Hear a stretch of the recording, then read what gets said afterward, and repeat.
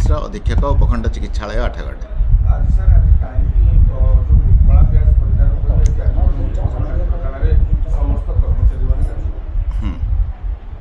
गत 21/6/2024 आमर सीडीएम निर्देश क्रमे आमे आम आठगंड उपखंड चिकित्सालय परिसर भितर आंतर्जातिक योग दिवस पालन कर सारा 7टारू 8टा समय आमे घर को आसलु। राति ड्यूटी जो डाक्तर माने थिले बा पारामेडिकल्स थिले से माने ड्यूटी चालू रखी थिले। आमे ठीक 8:07 समय मु श्री अभय बारिक ठारू फोन कॉल पाई डाक्तरखाना रे पहुँची देखे 50 ରୁ 70 लोक प्राय सेठी एकत्रित होइछंती एवं मते जेतेबेले से माने देखिले मते संगे संगे चारिपटू घेरी विभिन्न प्रकार अशोभनीय आचरण करथिले। तांकर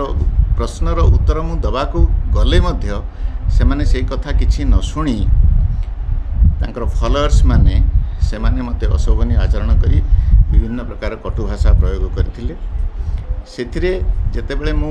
राउंड रे भी गली से माने मते कहले गोटे पिला बर्न पिला तार मुह पोड़ी जाइछि किंतु प्रकृत रे से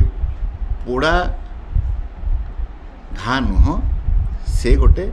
स्किन डिजीज ताको कहंती एक्सटेंसिव इम्पेटाइगो तार मुह बेक आउ देहरे हेइथिला किंतु सेई रोगी तो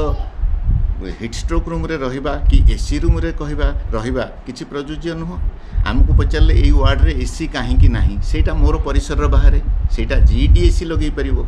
तेणुक आम तो ताको एसी रूम रे रखिपारे कि आम डाक्तरखाना रे स्पेशल केबिन 2टी छड़ा आउ कोठी एसी नहीं आउ मु असमय मु केमिति हिट स्ट्रोक रूम खोलिकी साधारण व्यक्ति को रखी सेठी एथिरे